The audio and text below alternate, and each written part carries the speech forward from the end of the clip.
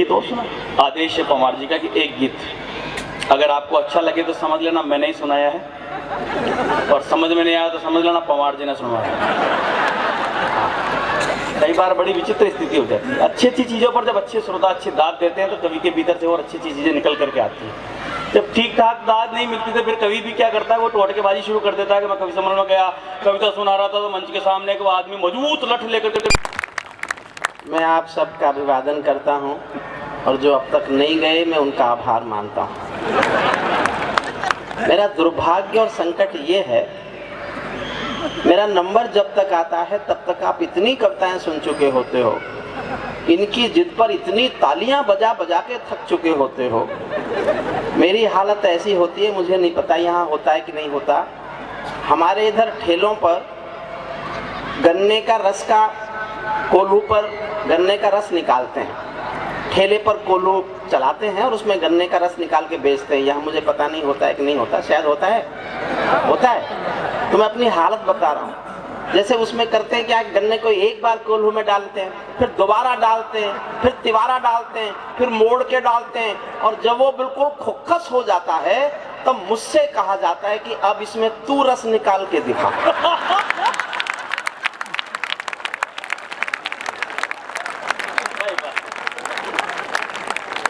मैं नींबू फंसा के कोशिश करता हूँ, नींबू नहीं मिलेगा तो मैं आलोक जी को फंसा दूंगा। बहुत अच्छा सबने पढ़ा, ये जिम्मेदारी मुझ पर डालते हैं आलोक जी और यहाँ के लोग। अगर आपको ऐसा लगा हो कि मैंने जिम्मेदारी निभाने में ईमानदारी बरती है तो मैं चाहता हूँ इन तमाम कवियों के सम्मान में एक बार जोरदार तालियां।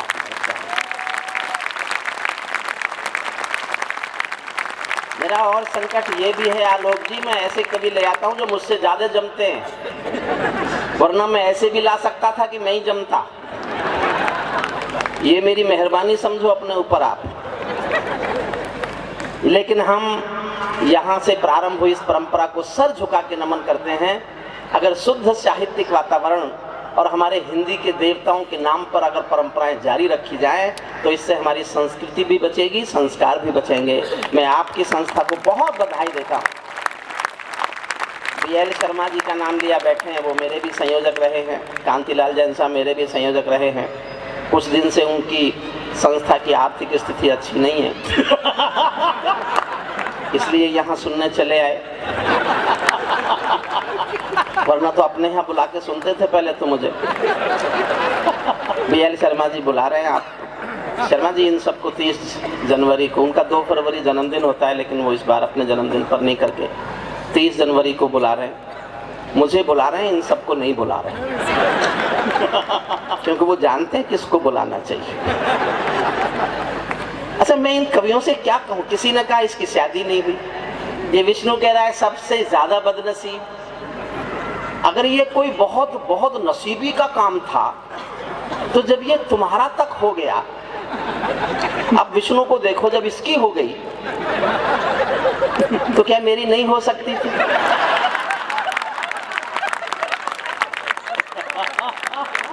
इनको ज्ञान नहीं था, मुझे ज्ञान था। मुझे मालूम था कि जिसकी नहीं होती उसको एक बार हिंदुस्तान का प्रधानमंत्री और एक बार राष्ट्रपति बनाया जाता है।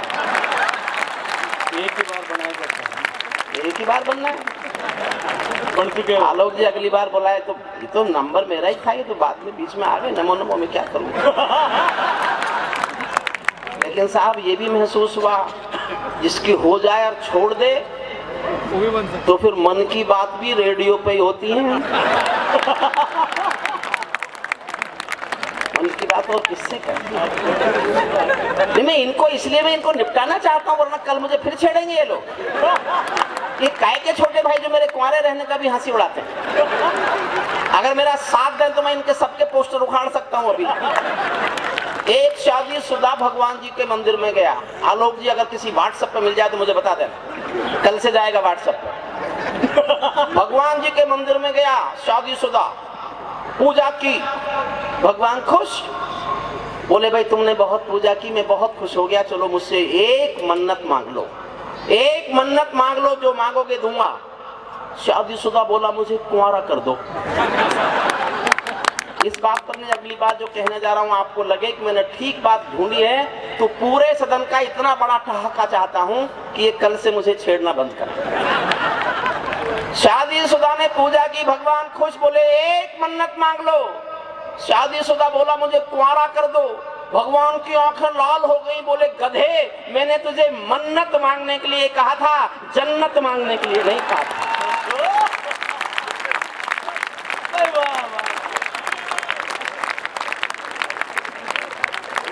आज कौन से मूड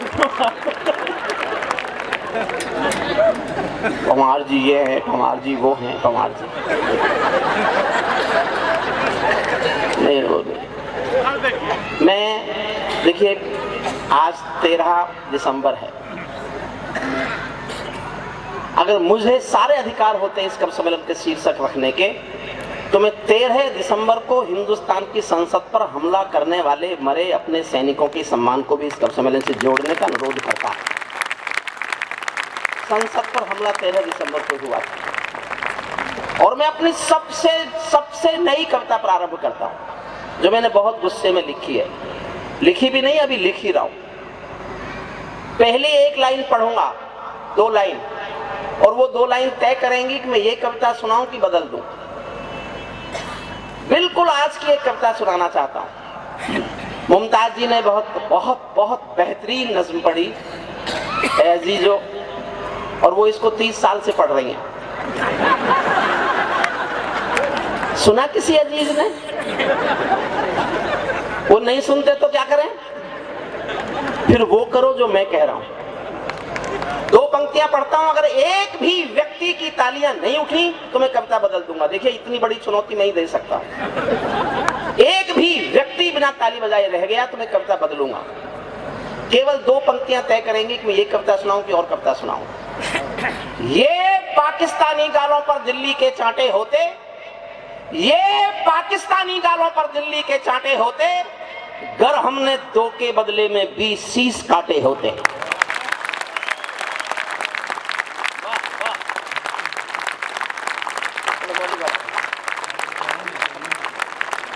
हमारे सैनिकों के सर काटे गए और हम बातचीत में व्यस्त रहे, बातचीत करते रहे। मैंने विष्णु से पूछा, विष्णु हमारे सैनिकों का सर काट के ले गया पाकिस्तान, किया क्या होगा? हमारे सैनिकों के सर का किया क्या होगा? विष्णु ने बड़ा जवाब दिया। विष्णु ने कहा, भाई साहब उसकी फौज कायर है, वो अपनी कायर फौज को दिखाना चाहता होगा कि बहादुर हिंदुस्तानी के बेटे का सर होता कैसा है, जो कट तो सकता है झुक नहीं सकता।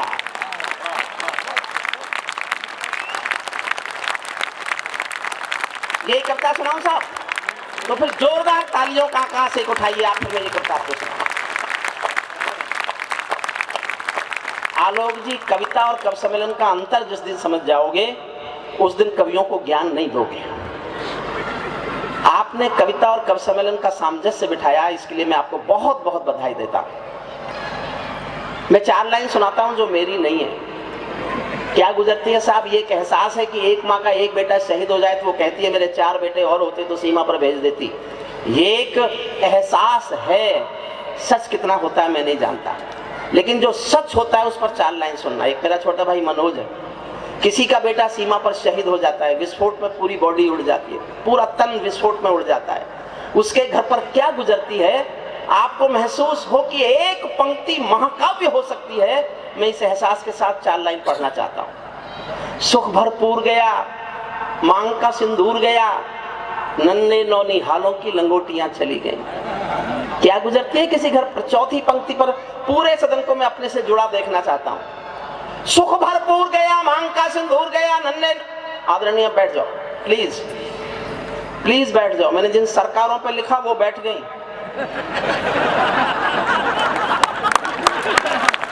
समझ लो इस बात। मैं कवि नहीं हूं, हरिओम पवार किसी कवि का नाम है ही नहीं, जलती हुई आग का नाम है हरिओम पवार।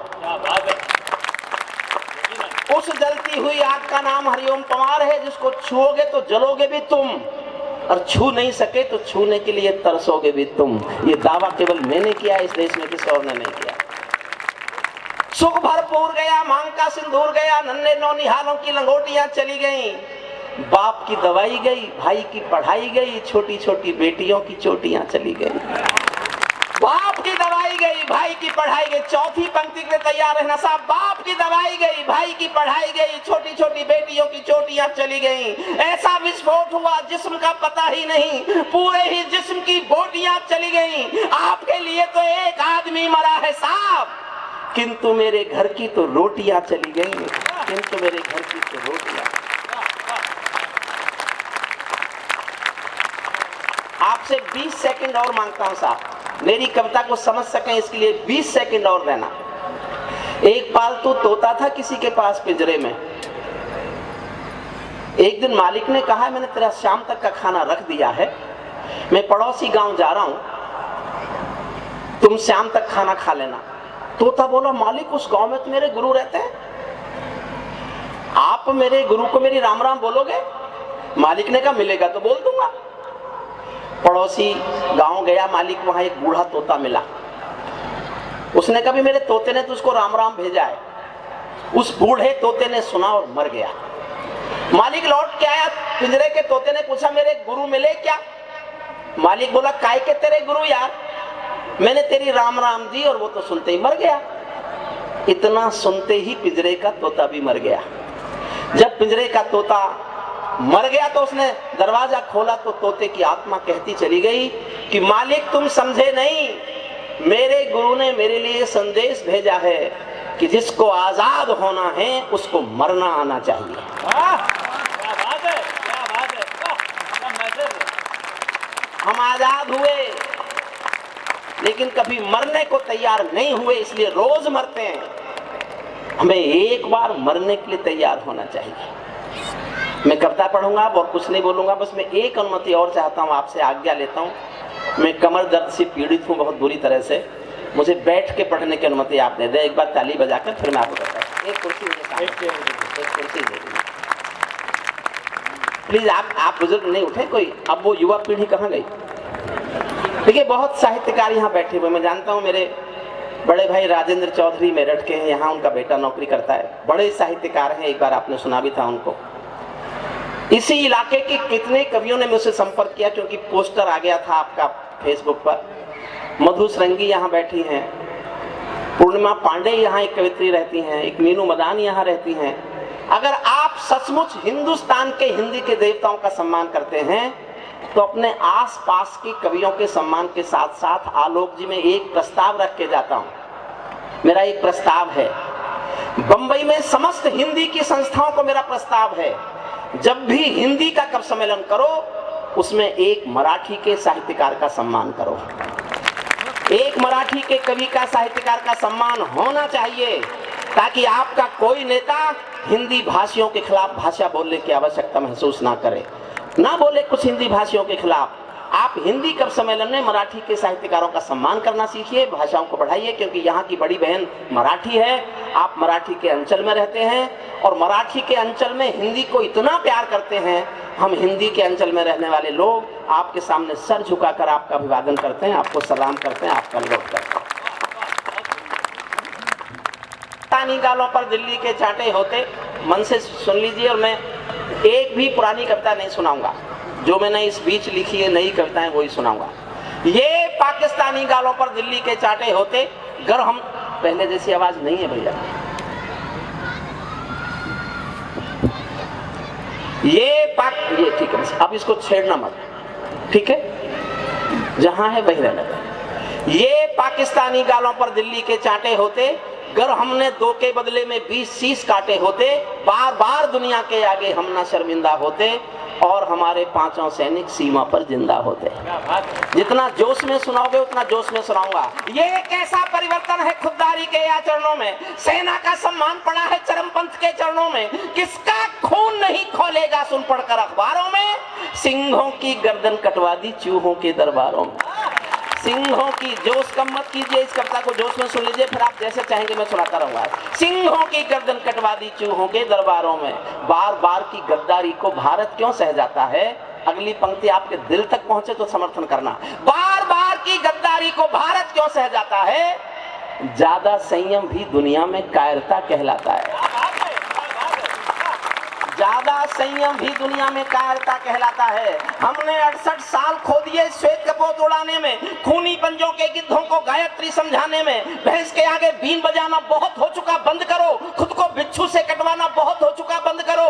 नाक फनी पर बेला चंपा कभी नहीं खिलने वाले, पत्थर की आंखों में आंसू कभी नहीं मिलने वाले। पत्थर की आंखों में और जोश देखना चाहता हूं, अपने से ज्यादा आप में हो। पत्थर की आंखों में आंसू कभी नहीं मिलने वाले। बंदूकों की गोली का उत्तर सद्भाव नहीं होता, हथियारों के लिए हिंसा का प्रस्ताव नहीं होता। कोई विषधर कभी शांति के बीज नहीं बो सकता है, और भेड़िया शाकाहारी कभी नहीं हो सकता है। और भेड़िया शाकाहारी कभी नहीं हो सकता है। जैसे कोई ताल तलैया गंगा यमुना को डांटे। 13 दिसंबर है आज, इसलिए पढ़ रहा हूं। 10-20 गुंडे आए और जब चाहा ताजमहल पे हमला कर दिया, जब चाहा संसद पे हमला कर दिया, जब चाहा जहां विस्फोट कर दिए, और 125 करोड़ की सरकार उनसे बातचीत करती रही। 125 करोड़ की सरकार 10-20 आतंकवादियों के सामने झुक जाए तो कविता कैसे लिखे? कवि सुनना 4 पंक्तियां शुद्ध कविता। जैसे कोई ताल तलैया गंगा यमुना को डांटे, 4 तमंचे मार रहे थे एटम के मुंह पर चांटे। जैसे एक समंदर चुल्लू भर जल गागर से मांगे, ऐसे घुटने टेक रहा था सूरज जुगनू के आगे। ऐसे घुटने टेक रहा था सूरज जुगनू के आगे। ये कैसा परिवर्तन है खुददारी के आचरणों में। सेना का सम्मान पड़ा है चरमपंथ के चरणों में। पीपल छाया मांग रहा था यूं की करके पेड़ों से। ये तो धन्य है भगवान, देश को ऐसा नेता मिल गया जिसने पहली बार बोलने की हिम्मत की कि सीमा पर गोली का जवाब नेता की बोली नहीं देगी, स्ट्राइकर की गोली देगी। वरना तो हो क्या रहा था सुनना साहब, पीपल छाया मांग रहा था यूं की करके पेड़ों से, जैसे कोई शेर सुरक्षा मांग रहा हो भेड़ों से। जैसे कोई मोती खोजे झीलों की गहराई में। 68 साल पर एक लाइन बोलता हूं, भारत पाकिस्तान के रिश्तों के 68 साल पर मैं एक लाइन बोलता हूं। एक लाइन में लगे कि मैं निबंध लिखा है, मैंने एक पंक्ति का निबंध 68 सालों पर, तो एक बार मुझे एहसास कराना कि मेरी बात को आप सुन रहे हैं। जैसे कोई मोती खोजे झीलों की गहराई में, हम कस्तूरी खोज रहे हैं उल्लू की परछाई में। हम कस्तूरी खोज रहे हैं उल्लू की परछाई में। हम कस्तूरी खोज रहे हैं उल्लू की परछाई में। जब सिंहों की राजसभा में गीदड़ गाने लगते हैं तो हाथी के मुंह के गन्ने चूहे खाने लगते हैं। रावलपिंडी वालों को सपने में काल दिखाओ तो, भारत माता की आंखों का डोरा लाल दिखाओ तो, दिल्ली वालों ठोकर मारो दुनिया के हथकंडों पर। इजराइल से जीना सीखो अपने ही भुजदंडों पर। इजराइल से जीना सीखो, इजराइल से जीना सीखो अपने ही भुजदंडों पर। भारत माता का बंटवारा है जिनकी अभिलाषा में, भारत माता का बंटवारा है जिनकी अभिलाषा में, वे समझेंगे अर्जुन के गांडीव धर्म की भाषा में। 4 लाइन पढ़ता हूं मैं। 39 साल एक यूनिवर्सिटी में प्रोफेसर रहा हूं कानून का। ये भाषा में 39 साल नहीं बोला, लेकिन मैंने पिछले दिनों 22 दिन विचार किया कि मैं ये भाषा बोलूं कि नहीं बोलूं। लेकिन मेरा मन कहता है, मेरा अंतर मन कहता है कि भाषा बोलने का समय आ गया। मैं NRI कॉम्प्लेक्स में आप सब सुधी लोगों के सामने 4 लाइन पढ़ता हूं। आपका समर्थन मिलेगा तो मैं इस विचार को हिंदुस्तान के सिंहासन के सामने सीना तान के गाऊंगा। आपका समर्थन नहीं मिलेगा, ये लाइन कविता से काट दूंगा। मैं पढ़ता हूं, मेरा एक विचार है। जब मैंने शुरू में लिखा तो मेरे घर में एक लोगों ने कहा मत पढ़ो, अभी ठीक नहीं है। मैं 22 दिन इंतजार करता रहा, लेकिन मैंने फैसला किया ये पढ़ने का समय आ गया है।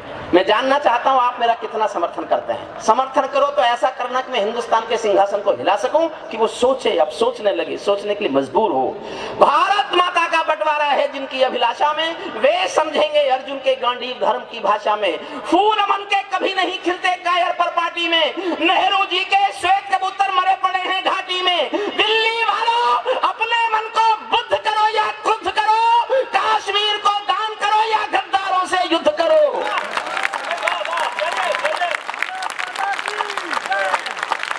करे देश, कश्मीर को दान करो या गद्दारों दुश्मनों से युद्ध करो।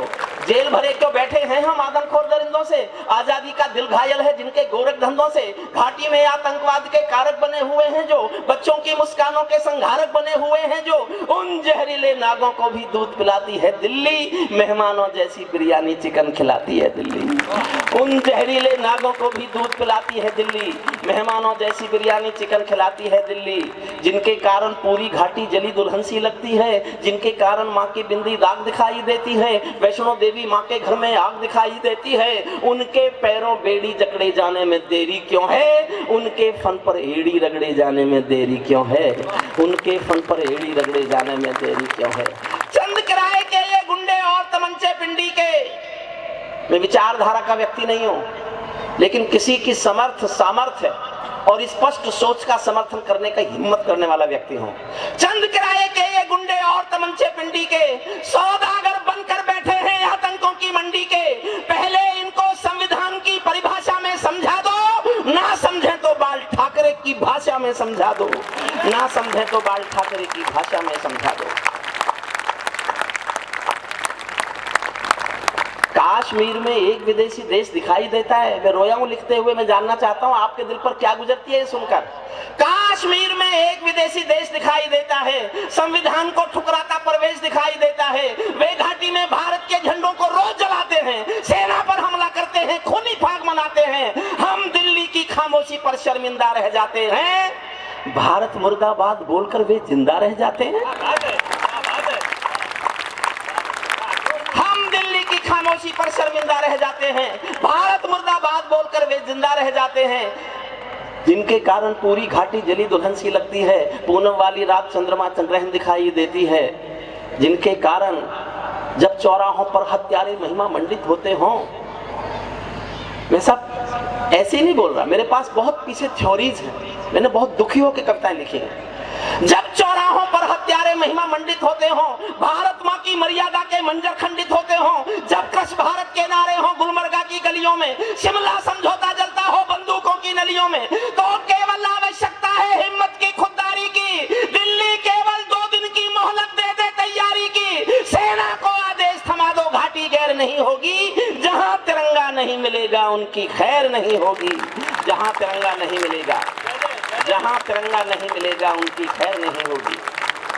बर्मा बांग्लादेश तलक सीमा पर ऐंठे रहते थे, बर्मा तक ने घुसपैठ की है भारत में। अपने इतिहास को आने वाली पीढ़ियां पढ़ेंगी तो रोएंगी पढ़कर कि कैसा देश था। बर्मा बांग्लादेश तलक सीमा पर ऐंठे रहते थे। हुजूर बैठ जाओ प्लीज, कहीं बैठ जाओ, कोई नहीं, फोटोग्राफर भी तो क्या करेंगे। बर्मा बांग्लादेश तलक सीमा पर ऐंठे रहते थे और हमारे नेता चूड़ी पहने बैठे रहते थे। क्या बात है, क्या बात है। दिल्ली डरी डरी रहती थी पाक चीन की बॉर्डर पर, सेना बांधे हाथ खड़ी रहती थी किसके ऑर्डर पर। दुनिया को एहसास कराओ हम निर्णय ले सकते हैं, हम भी ईंटों का उत्तर अब पत्थर से दे सकते हैं। अब तो वक्त बदलना सीखो डरते डरते जीने का, दुनिया को एहसास कराओ 56 इंची सीने का। दुनिया को एहसास कराओ, दुनिया को एहसास कराओ 56 इंची सीने का, दुनिया को एहसास कराओ 56 इंची सीने का। सिंहासन के माने होते हैं सिंहों का आसन हो, कायरता से दूर अटल संकल्पों का अनुशासन हो। सैनिक अपने प्राण गंवाकर देश बढ़ाकर जाते हैं। 4 पंक्ति मुझे बहुत अच्छी लगी, मैं लिख के खुश हुआ। सैनिक अपने प्राण गंवाकर देश बढ़ाकर जाते हैं, बलिदानों की बुनियादों पर राष्ट्र खड़ा कर जाते हैं। जिनको माँ के बलिदानी बेटों से प्यार नहीं होगा, उन्हें तिरंगे को लहराने का अधिकार नहीं होगा। उन्हें तिरंगे को, तालियां कम मत कीजिए साहब, जोश बढ़ाए रखना चाहता हूं मैं आपको। उन्हें तिरंगे को लहराने का अधिकार नहीं होता। राजमहल के आचरणों की गंध हवा में जाती है। जब हरिओम पवार मर जाएगा तो शायद एक पंक्ति देश सोचेगा, सुनेगा, इस पर सोचेगा, विचार करेगा। राजमहल के आचरणों की गंध हवा में जाती है। राजा कायर हो तो बिल्ली सिंहों को धमकाती है। राजा कायर हो तो बिल्ली सिंहों को धमकाती है। राजेंद्र चौधरी आपको समर्पित करता हूँ। राजा कायर हो तो बिल्ली सिंहों को धमकाती है। भारत एक अखंड राष्ट्र है, 1.25 अरब की ताकत है। कोई हम पर आंख उठा ले किसकी भला हिमाकत है। धरती अंबर और समंदर को ये भाषा समझा दो, दुनिया के हर पंच सिकंदर को ये भाषा समझा दो। अब खंडित भारत तस्वीर नहीं होने वाली, कश्मीर किसी के अब्बा की जागीर नहीं होने वाली, कश्मीर किसी के अब्बा की जागीर नहीं होने वाली, कश्मीर किसी के अब्बा की जागीर नहीं होने वाली। बुद्धिजीवियों को ये भाषा अखबारी लग सकती है। इस देश को दो चीजों से खतरा है बस, बुद्धिजीवियों से और मीडिया से, केवल दो लोगों से। जानते हो देश के बुद्धिजीवी कौन है? जो बंबई के बम कांड के 300 हत्याओं के जिम्मेदार आदमी की फांसी रोकने के लिए रात के 3 बजे सुप्रीम कोर्ट खुलवाते हैं, वो इस देश के बुद्धिजीवी है। 300 हत्याओं के जिम्मेदार आदमी की फांसी रोकने के लिए। और मीडिया मुर्गे लड़ाता है रोज, एक पक्ष का बिठा लेता है, एक विपक्ष का बिठा लेता है, एक निष्पक्ष बिठा लेता है और मुर्गे लड़ाते रहते हैं। इन सारे चैनल्स के मालिक भारतीय नहीं है, इसलिए वो भारतीय संस्कारों से परिचित नहीं है। मुझे आज्ञा दें, मैं एक वाक्य बोल के जाना चाहता हूं। 700 साल गुलाम रहा भारत, 700 साल, लेकिन 700 साल की गुलामी हमसे हमारे संस्कार नहीं छीन पाई। भारतीय संस्कार जिंदा रहे 700 साल की गुलामी में भी, मूल्य नहीं टूटे, हमारी संवेदनाएं नहीं बिगड़ी। 700 साल सह लिए हमने, लेकिन पिछले 7 साल में जो टेलीविजन दिखा रहा है उससे हमारे संस्कार टूटने लगे, हमारे संस्कृति बिगड़ने लगी, हमारे मूल्य टूटने लगे। हमारा बस यही समझ में नहीं आता, ये चैनल है किस देश के? इनको भूख नहीं दिखती, गरीबी नहीं दिखती, जो दिखता है वो है नहीं, और जो है वो ये देखते नहीं है। हमारे एक कवि ने लिखा है कि ये तो भुखमरी का कोई भी विज्ञापन भी तब तक नहीं करेंगे जब तक उसका स्पॉन्सर ना हो कोई। गरीब को मरता हुआ नहीं दिखाएंगे जब तक उसके लिए कोई स्पॉन्सरशिप नहीं मिल जाए उनको।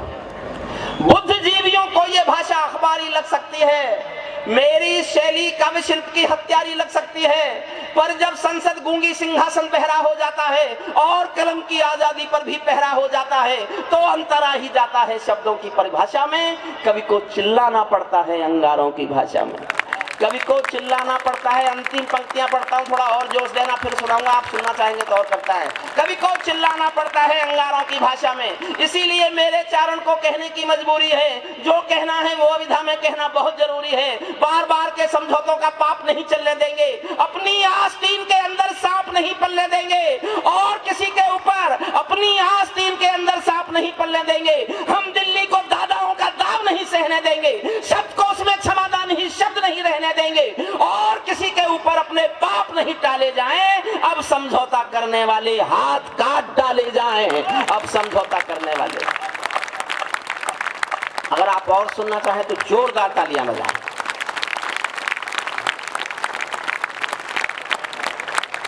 गला तो मेरा 4 कविताओं के बाद साफ होता है, यहां कभी आज तक हुआ ही नहीं साफ। हाँ, पुलिस कमिश्नर साहब बैठे हैं क्या? हैं? तो नहीं, मुझसे तुड़वाओगे? कमिश्नर सर, आपको जानकारी देता हूं, मैं चौधरी चरण सिंह यूनिवर्सिटी में लॉ का डीन था। 1995 में जो PIL सुप्रीम कोर्ट में हुई थी, जिस PIL के बाद सुप्रीम कोर्ट ने फैसला दिया कि हिंदुस्तान में 10 बजे के बाद कोई भी लाउड स्पीकर नहीं बजना चाहिए, वो हमने जारी कराई थी, हमने की थी वो PIL। और आप मुझसे चाहते हैं नियम तोड़ दो और पुलिस कमिश्नर की मौजूदगी में तोड़ दो? बहुत अच्छे, सरकार है। चलिए साहब, मैं तो सुनाता रहूंगा, मुझे कोई बात। आप मोदी जी पे कविता सुनो। हरिओम पवार जी को सुनना अपने आप में एक अनुभूति है। अगर मोदी जी को सुनना चाहते हैं तो तालियां तो बजनी चाहिए ना। मेरी विनम्र प्रार्थना है कि तरंगम में थोड़ा हो जाए, और द्वार उठे। देखिए, मेरी आज भी मान्यता है, जिस दिन मैंने कविताएं लिखनी शुरू की उस दिन भी मेरी मान्यता थी, कविताएं कभी भी किसी भी सरकार का समर्थन नहीं होती। कविताएं जब भी सरकार का समर्थन करेंगी, या तो सरकार गिर जाएंगी या कविताएं मर जाएंगी, साथ नहीं चल सकता। मैं मोदी जी पे कविता सुना रहा हूं, और आप आश्चर्य करेंगे, मेरा संकट यह था जब मोदी जी की सरकार आई, पहली चली गई, तो हम करें क्या? जिनको हटाना चाहते थे वो तो हट गए, ये आ गए, इनको हटाना चाहते नहीं है, प्रशंसा करें तो ये गए।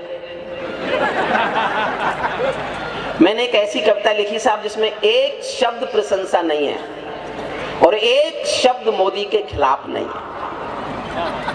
आप कल्पना कर सकते हैं राजेंद्र भाई, मैंने तलवार की धार पे खड़े होकर कविता लिखी है। क्या बात है। इधर जाता तो बट जाता, इधर जाता तो कट जाता, ठीक तलवार की धार पे खड़े होकर कविता लिखी है। मन से सुनिएगा। पीछे बस भोजन शुरू कर दिया है, यही होता है। आपने कब सम्मेलन पर भोजन रखा है, मुझे लगेगा कि भोजन पर कब सम्मेलन हो रहा है। आलोक जी, अगर आप ऐसा मानते हैं कि लोग बिना भोजन किए कविता सुनने नहीं आएंगे तो एक बार इस धारणा को तोड़ के देखिए। सब अपने घर में अच्छा खाना खाते हैं और जैसा सब आप लोग अपने घर में खाते हैं उससे अच्छा आप नहीं खिलाते होंगे। वही खाना होगा जो अपने घर में अमीर आदमी रोज खाता है। तो कविता सुनने के लिए भोजन की रिश्वत मत दीजिए। सही। अगर आप कविता सुनना चाहते हैं तो केवल कविता सुनने आइए और जितना भोजन पर आप खर्च करते हैं उतना बंबई में झुग्गी झोपड़ियों के गरीब बच्चों पर आप खर्च कर दीजिए। क्या बात है। मेरे जीवन का लक्ष्य गरीब बच्चों की सेवा है। मेरी कोई महत्वाकांक्षा नहीं है जीवन की, केवल बची हुई जिंदगी में गरीब बच्चों की सेवा करना चाहता हूं। मैंने एक ट्रस्ट बनाया है। मेरे पास आज भी केवल 20 सीडी के सेट हैं, वीडियो सेट है 4 वीडियो का। बाबा रामदेव के जिन आंदोलनों में मैंने हिस्सा लिया वहां से बने हैं वो सीडी सेट। 4 वीडियो सीडी का एक सेट और केवल 20 सेट है। वो आलोक जी के पास होंगे या संजय जी के पास होंगे या सुदीप के पास होंगे। उस पैसे को आप ये सोच के मुझे दे जाएं कि वो मेरे उस गरीब बच्चों के काम आएगा। केवल 20 लोग ले सकते हैं।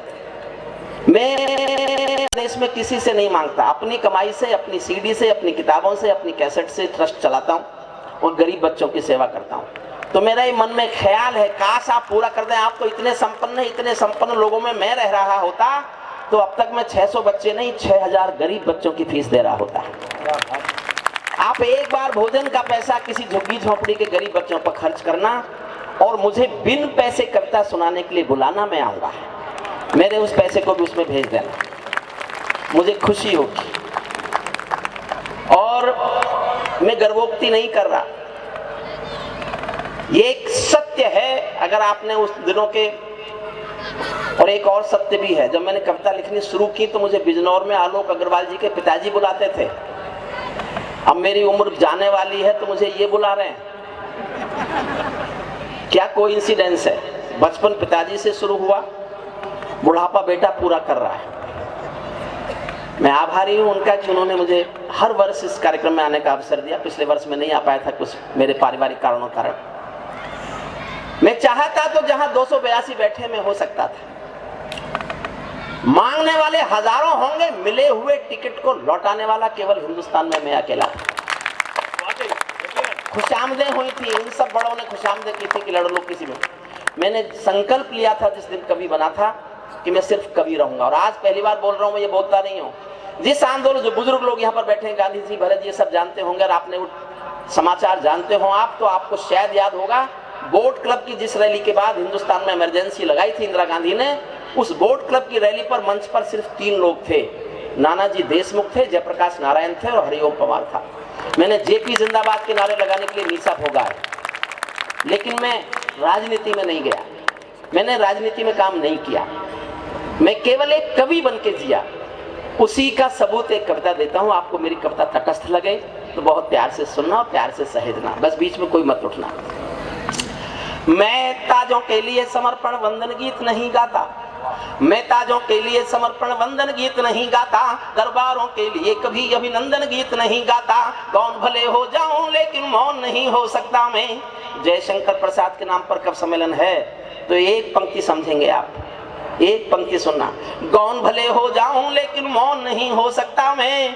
पुत्र मोह में शस्त्र त्याग कर द्रोण नहीं हो सकता मैं। पुत्र मोह में शस्त्र त्याग कर द्रोण नहीं हो सकता मैं गाथा वाचन करता हूँ सिंहासन परिवर्तन की। अच्छे दिन आने वाले हैं नारों के आकर्षण की। कभी किसी भी प्रलोभन में मेरी कलम नहीं बिकती और किसी भी डर के या नहीं लिखती, मैं शब्दों की क्रांति ज्वालू हूँ, वर्तमान को गाऊंगा। जिस दिन मेरी आग बुझेगी मैं उस दिन मर जाऊंगा, जिस दिन मेरी आग बुझेगी मैं उस दिन, जिस दिन मेरी।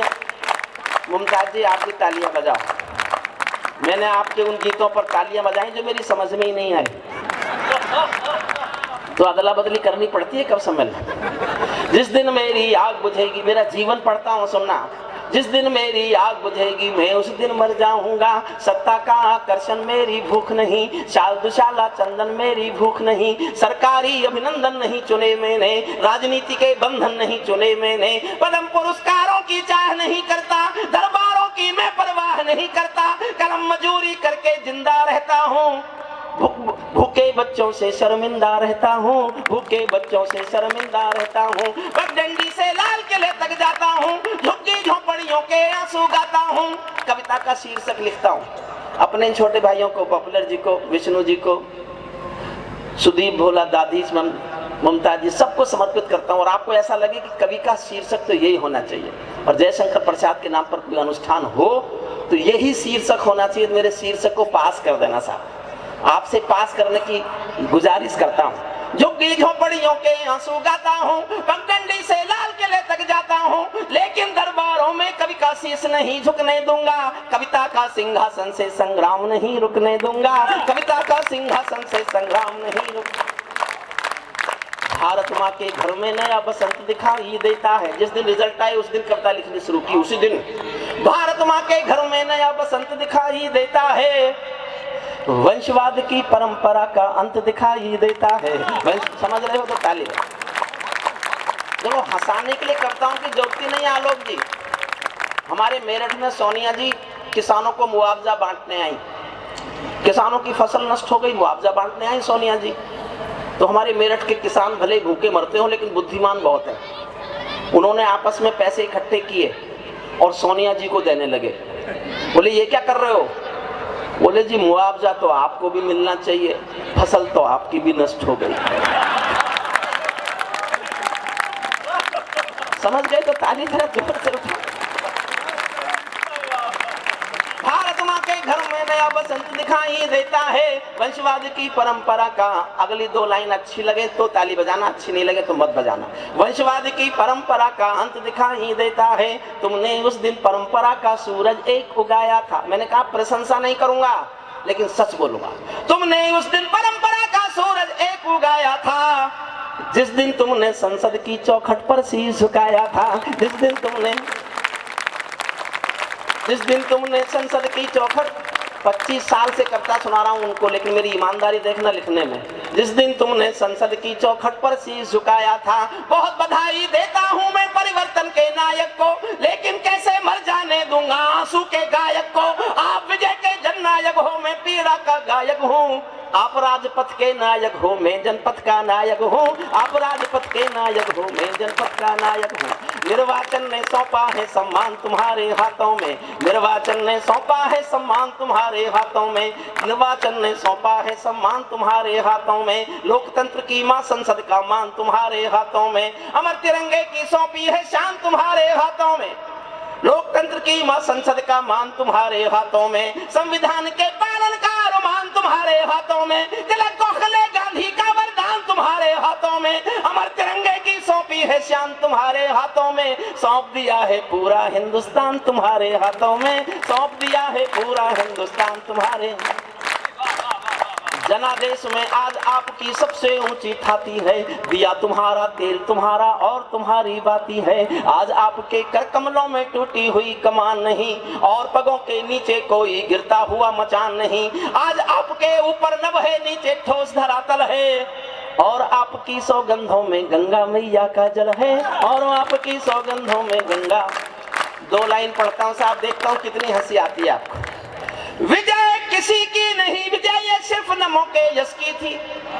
विजय किसी की नहीं, विजय ये सिर्फ नमों के यश की थी, और पराजय गांधी जी के बंदर के अपयश की थी।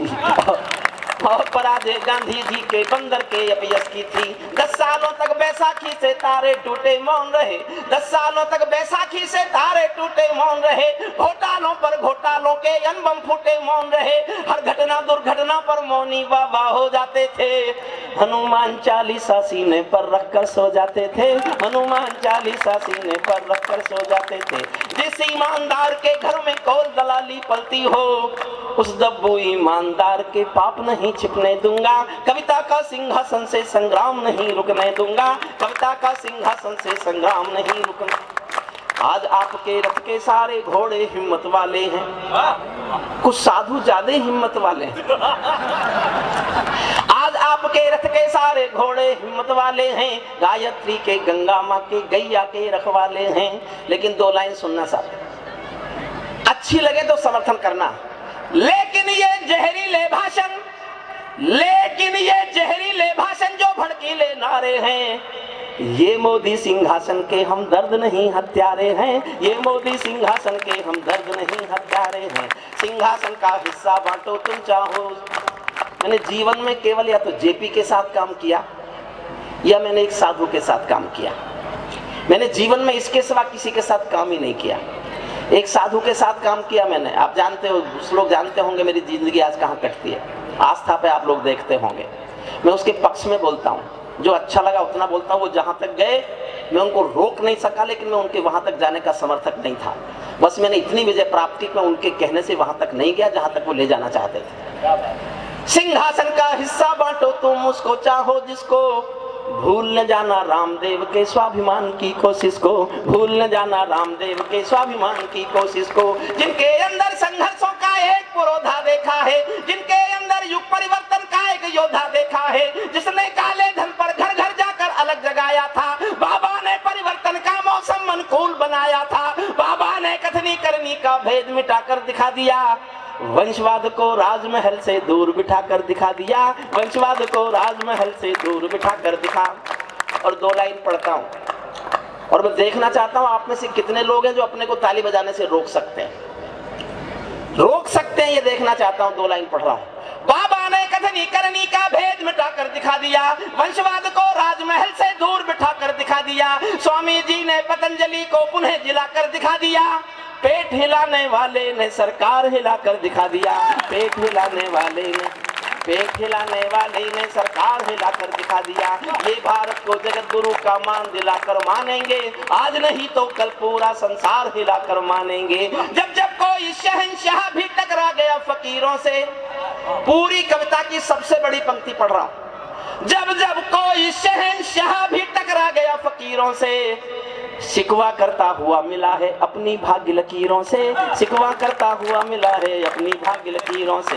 जब चाणक्य शिखा खुलती है नंदवंश कट जाता है, मैं चंद्र बरदाई कुल का धर्म नहीं बिकने दूंगा, कविता का सिंहासन से संग्राम नहीं। अब मेरा तेवर लौटता है, मूल हरिओम पवार लौटता है जो हरिओम पवार है। सुनना साहब, हमने कई व्यथा भोगी है जनादेश नाकामी की। मैं हास्य के खिलाफ नहीं हूँ। पॉपुलर जी पढ़े तो, सुदीप भोला पढ़े तो, ये पढ़े तो हमारा छोटा भाई दादीच, लेकिन एक बात याद कर लेना और इसको भूलना मत कभी भी। आप जिसके साथ खुल के हंस सकते हो ना, उसके साथ केवल एक दिन बिता सकते हो, केवल एक दिन। लेकिन जिसके साथ आप खुल के रो सकते हो, उसके साथ पूरी एक जिंदगी बिता सकते हो। इस बात को कभी मत भूलिए। हमने कई व्यथा भोगी है जनादेश नाकामी की, ये परिवर्तन चढ़ना जाए भेंट कहीं बदनामी की। और आपको लगे कि कवि को ये बोलना चाहिए, बोलने का हक है, तो मेरे हक पर मोहर लगाना, पूरा सदन तालियां बजाकर।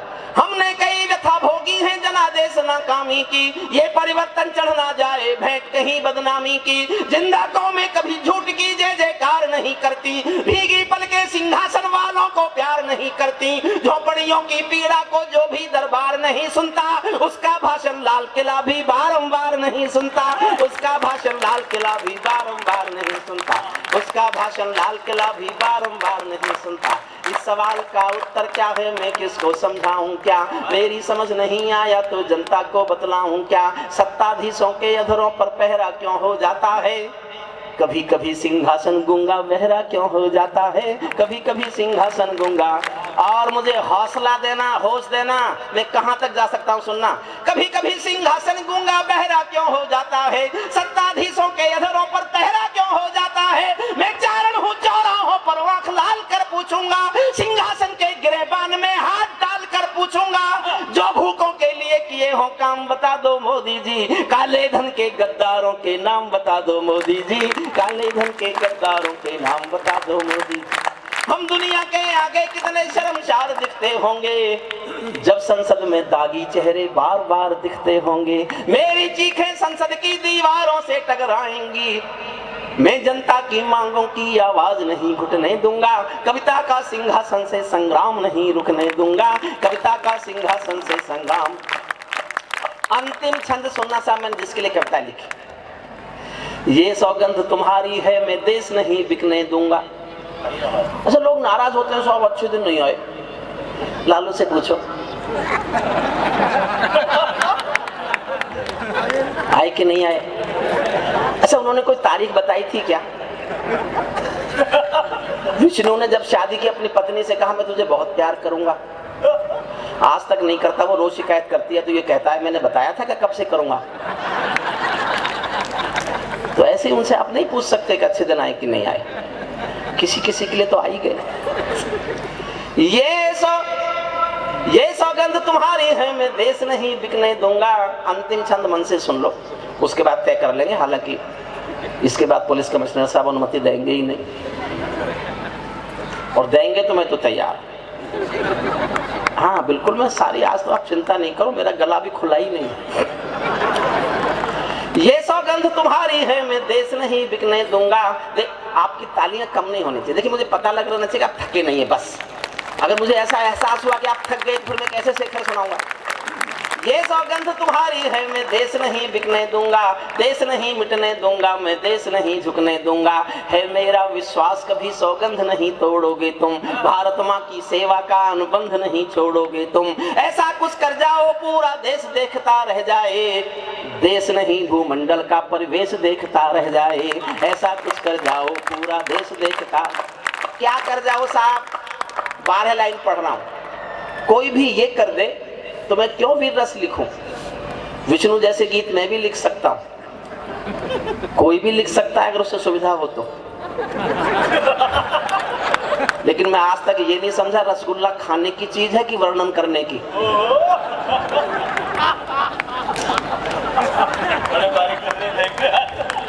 अच्छा, ये समझ में आप ही क्या आता है क्या?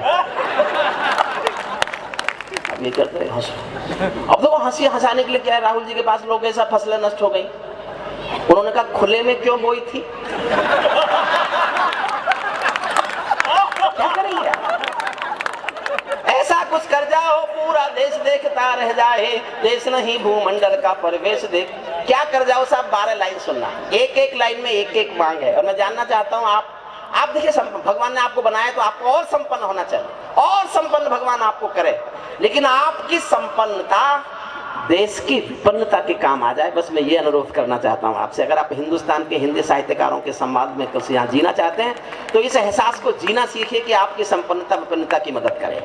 ऐसा कुछ कर जाओ पूरा देश देखता रह जाए, देश नहीं भूमंडल का परिवेश देखता रह जाए। एक एक मांग एक एक लाइन में।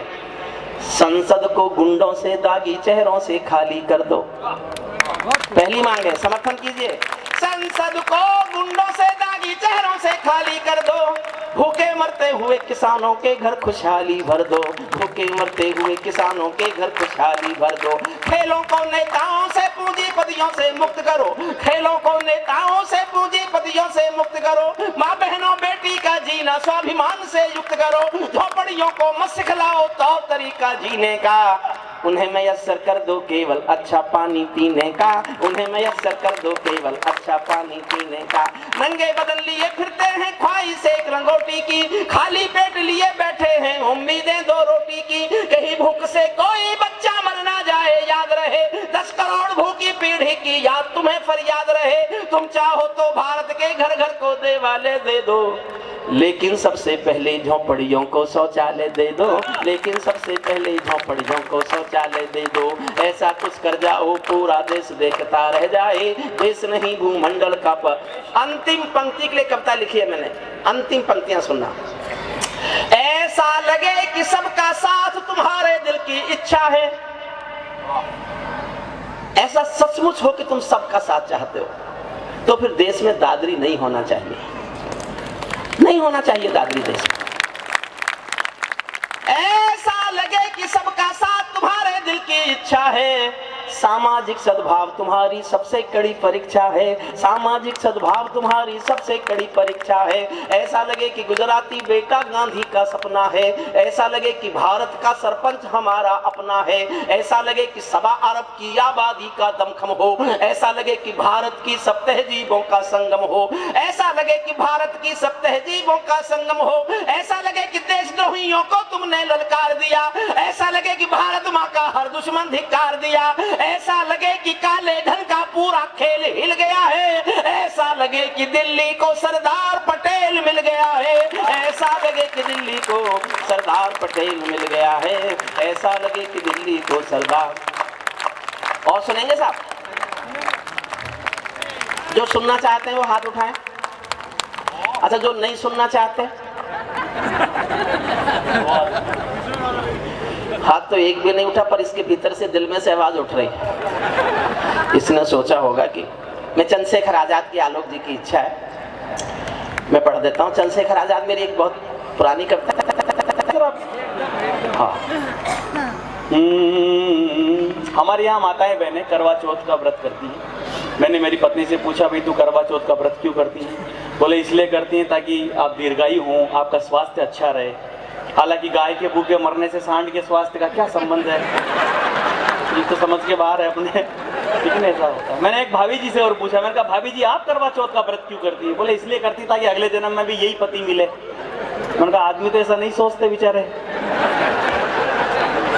समझ का फेरा, मस्तियां चारों तरफ बिखरी है, मैं उनको समेट करके लाता हूँ। मेरे गीत आपको पसंद आ रहे हैं, मेरे लिए बहुत अच्छी बात है। मैं हिंदी की कविताएं भी सुनाता, पर मुझे लगा कि ये रस जो है इस वक्त बहुत जरूरी हो गया है। उसको मेरे गीतों के बाद तो आपको पवार जी को सुनना ही है।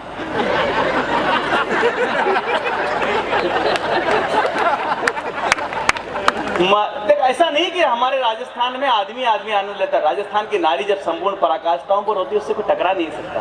हमारी बोलियों में अद्भुत मिठास भरी हुई। साहब, कमाने के लिए आदमी परदेश जाने लगा, एनआरआई तक हो जाते हैं हमारे यहाँ, कमाने के लिए परदेश जाते हैं, क्योंकि हजारों वर्षों तक हमारे यहाँ युद्ध होते रहे, सैकड़ों वर्षों तक अकाल पड़े, इसलिए कमाने के लिए परदेश गए आदमी। आप लोग एनआरआई क्यों हुए? इसीलिए हुए। तो परदेश जाने के लिए एक आदमी तैयार हुआ तो उसकी पत्नी ने कहा, बोली कि मिठास का मजा लेना कि परदेसा मत जाओ भंवर जी, कुण मारा लाड लडावेला। आदमी के टेंशन हो गई, बोला भंवर जी किसको कह रही है? उसका नाम तो सोनलाल था।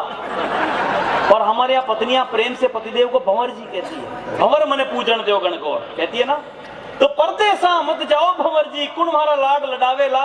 आदमी बोले रे लाड तो खुद ही लट जासी जब घर मनी आर्डर आवेला। हमने बताया दुनिया के लोगों को कि सारे सरोकारों का मूल आधार अर्थशास्त्र है, यही है मारवाड़ी होना। अब आनंद लेना आप। कमाने के लिए आदमी परदेश गया, लौट कर नहीं आया, पत्नी ने समाचार भेजे, समाचारों पर समाचार भेजे, नहीं आया तो अंतिम समाचार भेजा। तो होली पर हलकारा भेजा, तीजा पर भेजा सांड्या। होली की मिठास का अद्भुत आनंद है साहब। पिछले दिनों में पवार जी के साथ गुजरात यात्रा पर था। वहां सिनेमा हॉल में एक पिक्चर लगी हुई थी, सुपात्र बीननी, नीचे लिखा हुआ था चालू छे। बोलियों की मिठास की तरफ आपका ध्यान जाना चाहिए बस केवल। तो कमाने के लिए परदेश गया आदमी, नहीं आया, पत्नी ने समाचारों पर समाचार भेजे, नहीं आया तो अंतिम समाचार भेजा कि होली पर हलकारा भेजा, तीजा पर भेजा सांड्या। जाने वाले आदमी के साथ समाचार तो होली पर हलकारा भेजा, तीजा पर भेजा सांड्या, और गणगौर पर आयो रही जे, नहीं तो वठे ही मर जाजे रांडिया। यानी भारतीय नारी ये चाहती है, उसको धन दौलत की जरूरत नहीं है। जितनी माताएं बहनें आपको लगे कि मैंने ठीक बात कही है, धन दौलत नहीं, आपको तीज त्योहार और गणगौर के दिन आपका पति आपकी आंखों के सामने चाहिए। तालियों की गड़गड़ाहट होनी चाहिए इस बात पर, क्योंकि संस्कृति मजबूत ऐसे ही होती है। दाम्पत्य जीवन मजबूत होता है तो संस्कृति मजबूत होती है। पति पत्नी रोज झगड़ते काहे की संस्कृति? हालांकि सब झगड़ते हैं फिर भी हंसी रहे हैं। अब हंस करके सिद्ध कर दिया कि हाँ झगड़ते ही हैं। आनंद लीजिए, यही लोक रंजन है। थोड़ा सा उल्लास और अनुशासनहीन होकर के सुने। मारी करवा चौथ का चांद मारा, जिवड़ा ने मत रांद, छड़ के जबर सबर को बांध, डील में घुंघरू बाजे रे, साजन जल्दी आजे रे। यही बनेगा राष्ट्रगीत। अब थोड़ा सा उल्लास आपको लगे कि मेरे साथ हाउ भी किया जा सकता है तो वहां करना।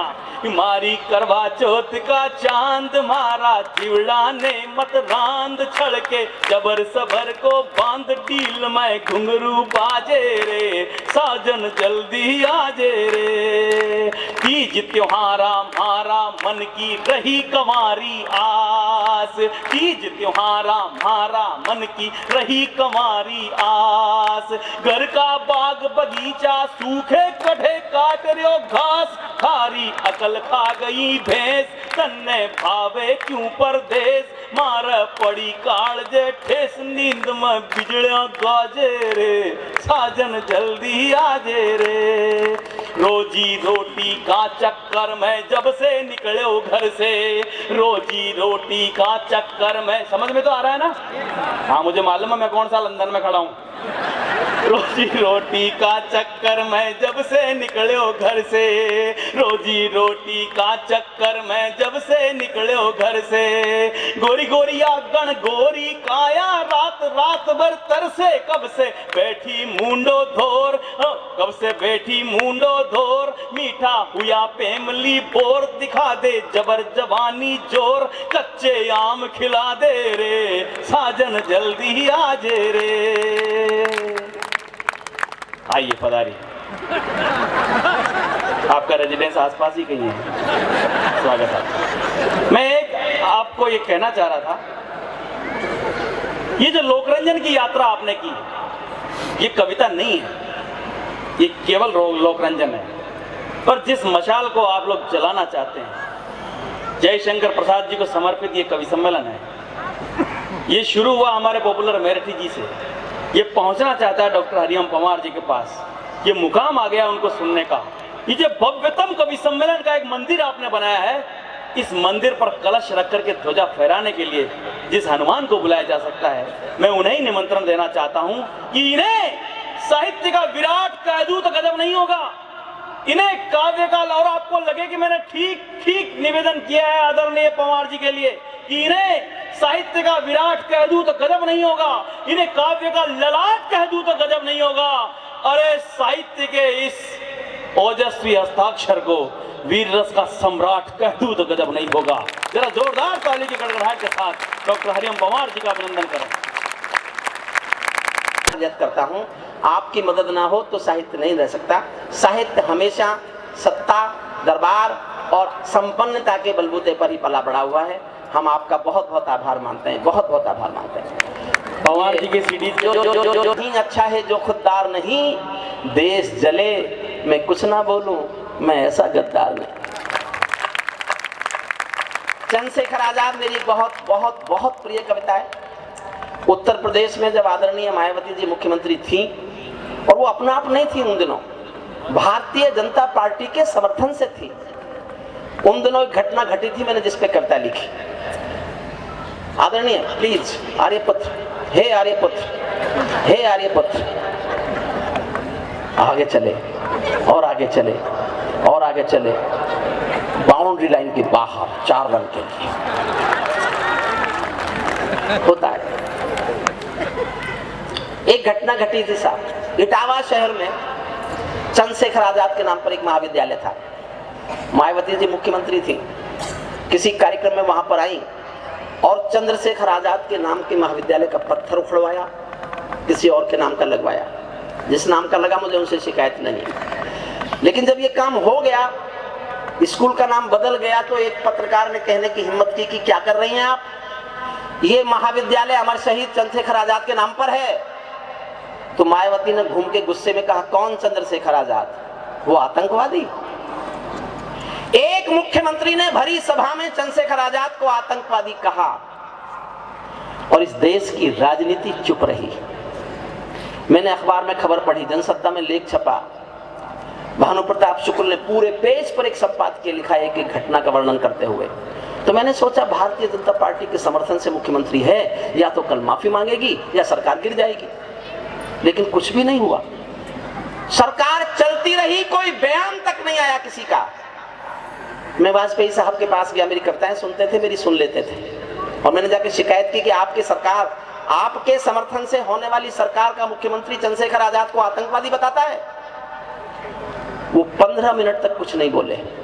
मैं अडवाणी साहब के पास गया, वो भी सर नीचा करके बैठ गए। मैंने कहा आप दोनों बड़े लोग चुप हो, लेकिन मैं चुप नहीं रहूंगा, मैं बोलने जा रहा हूं। और मैं जनता में एक कविता लेके आ गया।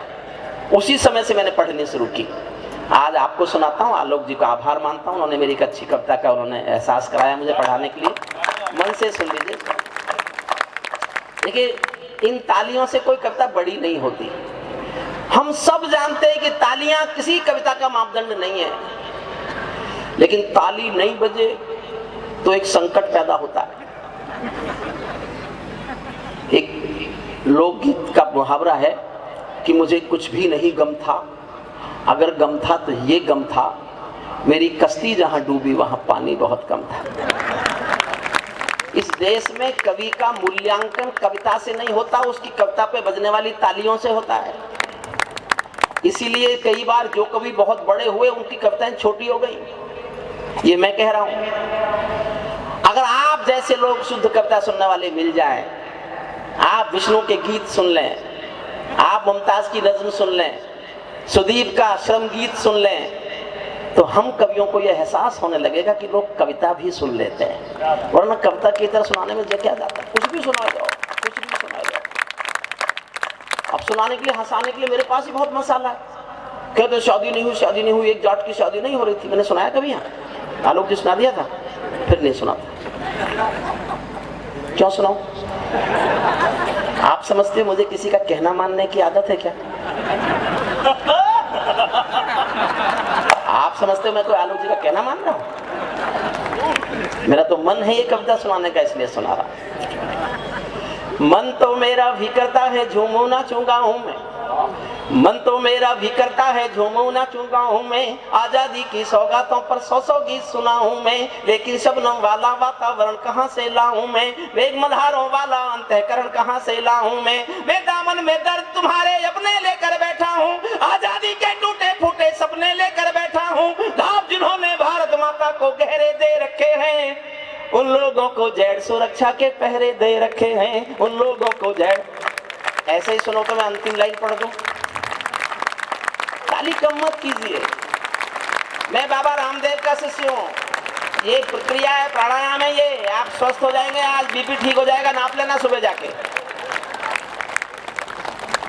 मैं दामन में दर्द तुम्हारे अपने लेकर बैठा हूँ, आजादी के टूटे फूटे सपने लेकर बैठा हूँ, घाव जिन्होंने भारत माता को गहरे दे रखे हैं, उन लोगों को जेड सुरक्षा के पहरे दे रखे हैं, जो भारत को बर्बादी की हद तक लाने वाले हैं, वे ही स्वर्ण जयंती का पैगाम सुनाने वाले हैं, वे ही स्वर्ण जयंती का पैगाम सुनाने वाले हैं। आजादी लाने वालों का तिरस्कार तड़पाता है, बलिदानी पत्थर पर थूका बार बार तड़पाता है, इंकलाब की बलबेदी भी जिससे गौरव पाती है, आजादी में उस शेखर को भी गाली दी जाती है, आजादी में उस शेखर को भी गाली दी जाती है, आजादी में उस शेखर को भी गाली दी जाती है, इसीलिए आजादी में उस शेखर को भी गाली दी जाती है। मैं पीड़ा की चीखों में संगीत नहीं ला सकता हूँ, इसीलिए मैं दरबारों के गीत नहीं गा सकता हूँ, मैं पीड़ा की चीखों में संगीत नहीं ला सकता हूँ। मेरे दर्द के साथ होना, इससे बढ़कर और शर्म की बात नहीं हो सकती थी, इससे बढ़कर और शर्म की बात नहीं हो सकती थी। आजादी के परवानों पर घात नहीं हो सकती थी, आजादी के परवानों के, आजादी के परवानों पर घात नहीं हो सकती थी। बहुत दिन बाद पढ़ रहा हूं इसलिए भूल रहा हूं, लेकिन याद आ जाएगी। इससे बढ़कर और शर्म की बात नहीं हो सकती थी, आजादी के परवानों पर घात नहीं हो सकती थी। पत्थर पर से नाम हटाकर कुर्सी पर रह जाती है, आजादी में उस शेखर को भी गाली दी जाती है, पत्थर पर से नाम हटाकर कुर्सी पर रह जाती है, पत्थर पर से नाम हटाकर कुर्सी पर रह जाती है। गाली की भी कोई सीमा है, कोई मर्यादा है, ये घटना तो देशद्रोह की परिभाषा से ज्यादा है। मेरी आंखों में पानी है, सीने में चिंगारी है, राजनीति ने कुर्बानी के दिल पर ठोकर मारी है। सारे वतन पुरोधा चुप थे, कोई कहीं नहीं बोला, लेकिन कोई ये ना समझे कोई खून नहीं खोला। कविता का सौंदर्य केवल ये है, जब वो कह रही होंगी कि कौन चंद्रशेखर आजाद, वो आतंकवादी, तो शहीदों की आत्मा सुन रही होगी। सारे शहीदों की आत्मा ने सुना होगा कि आज धरती पर एक मुख्यमंत्री हमको आतंकवादी बता रहा है। उन पर क्या गुजरी होगी, इस सौंदर्य का मेरा साथ देना बस। सारे वतन पुरोधा चुप थे, कोई कहीं नहीं बोला, लेकिन कोई ये ना समझे कोई खून नहीं खोला। सुनकर बलिदानी बेटों का धीरज डोल गया होगा। मंगल पांडे फिर शोणित की भाषा बोल गया होगा, मंगल पांडे फिर शोणित की भाषा बोल गया होगा। सुनकर हिंद महासागर की लहरें तड़प गई होंगी, शायद बिस्मिल की गजलों की बहरें तड़प गई होंगी। नील गगन में कोई पुच्छर तारा टूट गया होगा, अशफाकुल्लाह की आंखों में लावा फूट गया होगा। भारत मां पर मरने वाला टोला भी रोया होगा, इंकलाब का रंग बसंती चोला भी रोया होगा। चुपके चुपके रोया होगा संगम तीरथ का पानी, आंसू आंसू रोया होगा संगम तीरथ का पानी। आंसू आंसू रोई होगी धरती की चूनर धानी, एक समंदर रोई होगी भगत सिंह की कुर्बानी। क्या ये ही सुनने की खातिर फांसी झूले सेनानी, क्या ये ही सुनने की खातिर फांसी, क्या ये ही सुनने की खातिर फांसी झूले। मुझे कितना गुस्सा था साहब, मैं अपना गुस्सा कैसे दिखा सकता था। अगर आपको लगे कि मैंने अपना गुस्सा ठीक से दिखा दिया, तो मेरे गुस्सा दिखाने पर मुझे लाड से प्यार से तालियों से सहेज देना। मैं गुस्सा दिखा दूं, पहले मेरा गुस्सा देखिए मैंने क्या गुस्सा दिखाया। जहां मरे आजाद पार्क के पत्ते खड़ गए होंगे, मैं अपना गुस्सा कैसे दिखाता। पूरे सदन से अनुरोध करता हूं, इस गुस्से पर मुझे आपके पूरे सदन की तालियां चाहिए। जहां मरे आजाद पार्क के पत्ते खड़ गए होंगे, कहीं स्वर्ग में शेखर जी के बाजू फड़क गए होंगे, शायद पल दो पल को उनकी निदिया भाग गई होगी। फिर पिस्तौल उठा लेने की इच्छा जाग गई होगी, फिर पिस्तौल उठा लेने की, फिर पिस्तौल उठा लेने की इच्छा जाग, फिर पिस्तौल उठा लेने की इच्छा जाग गई होगी। शेखर महायज्ञ का नायक गौरव भारत भूखा है। मैंने उनकी जीवनी पढ़ी, बहुत हजारों बातें आप जानते होंगे, लेकिन दो बातें वो बता रहा हूं जो आप शायद नहीं जानते। अंग्रेजों ने 820 लोगों को तो नौकरी इस बात की दे रखी थी कि वो चंद्रशेखर आजाद को पहचान ले। 820 लोग नौकरी पाते थे अंग्रेजों की, क्योंकि वो भेष बदलते रहते थे, उन्हें कोई पहचानता नहीं था। और एक बात और बताता हूं, शायद आपने नहीं पढ़ी होगी, वो सरकारी खजाने लूटते थे जो आजादी के आंदोलन में काम आता था। वो पैसा उनके संदूक में रहता था, जिसकी चाबी उनके पास रहती थी। गरीब घर के बेटे थे, इकलौते बेटे थे। मध्य प्रदेश में झाबुआ जिले के भावरा गांव में उनके माता पिता रहते थे। एक बार उनके गांव से किसी ने आकर चंद्रशेखर से ये कहा कि तुमको मालूम है तुम्हारे माँ बाप की आर्थिक हालत क्या है। उनके पास घर में रोटी के लिए अन्न नहीं है, भूखे मरने की नौबत है। कम से कम इस संदूक में से इतना पैसा तो घर भेजो कि माँ बाप रोटी खा ले। तो आजाद दो वाक्य बोले। पहला वाक्य आंख में आंसू आ गए, दूसरा वाक्य बोलते बोलते आंखों में लाल डोरे छा गए। पहला वाक्य तो ये कहा कि क्या केवल माँ बाप मेरे हैं और क्रांतिकारियों के नहीं है। और दूसरा वाक्य आंख लाल करके बोला कि इस संदूक में से तो एक पैसा दूंगा नहीं, लेकिन तुम गांव वालों मेरे माँ बाप को रोटी नहीं खिला सको तो मुझे आके बताना, मैं एक दिन गांव आऊंगा और अपने पिस्तौल की 2 गोलियां दोनों के सीने में उतार के चलाऊंगा। उसको कोई आतंकवादी बताएगा और कुर्सी पर रहेगा। इस पीड़ा को गाना 1 मिनट बोलता हूं चंद्रशेखर आजाद पर, 1 मिनट बस।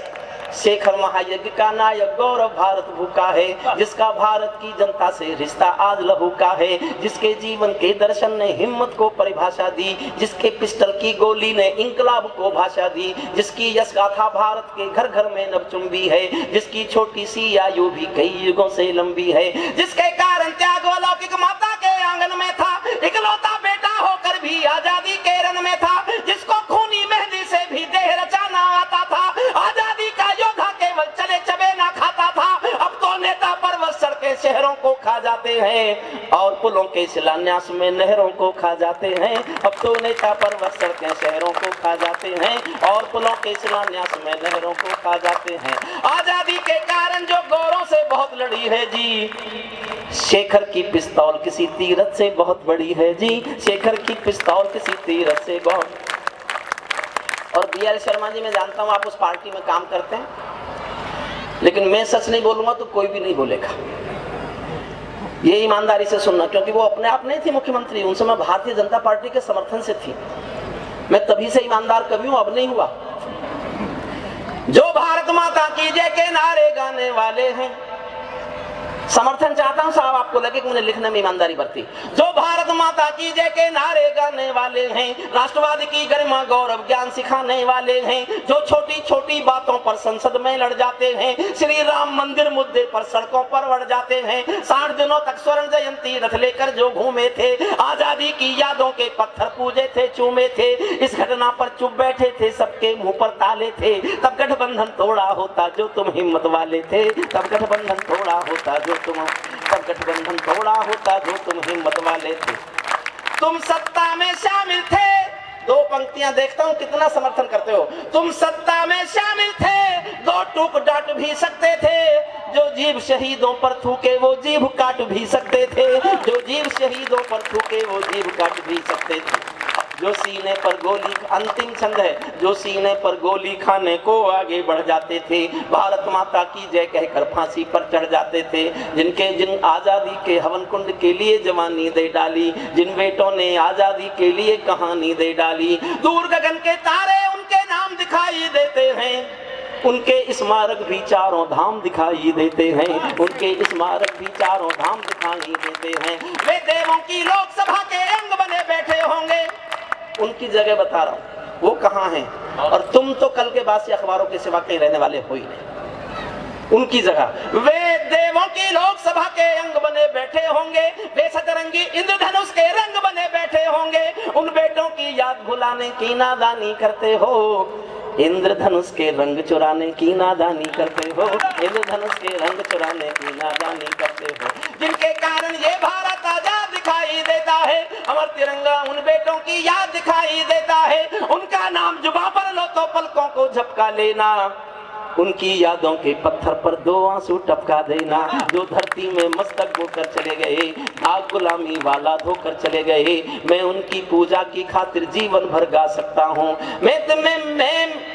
मैं सूरज का बेटा तम के गीत नहीं गा सकता हूँ, मैं पीड़ा की चीखों में संगीत नहीं ला सकता हूँ, मैं पीड़ा की चीखों में और सुनो, सच्चा है अपना प्यार तो क्या इस जहां का डर, गुल बन के गुलिस्ता वफा में फिर खिलेंगे हम, अब बिछड़ रहे हैं कोई रंज मत करो, फिर बाहर आएंगी तो फिर मिलेंगे हम, सितारों को आंखों में महफूज रख लो, बड़ी दूर तक रात ही रात होगी, मुसाफिर हो तुम भी, मुसाफिर हैं हम भी, इसी मोड़ पर फिर बोला। देखिए मेरे पास 20 सेट हैं, सुदीप भोला के पास हैं, जो मुझे और सुनना चाहते हैं वो मेरे गरीब बच्चों को 4 CD का सेट केवल 500 रुपए का है, केवल 20 सेट है, 20 लोग। सुदीप भोला आप नीचे चले जाएं या आलोक भैया को दे दें, ये अपने मेंबर्स के लिए रख लें जैसा भी रख लें।